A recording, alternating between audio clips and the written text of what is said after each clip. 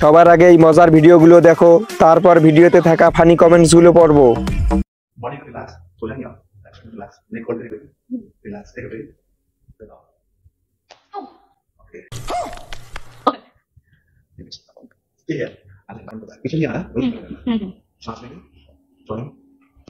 Oh God.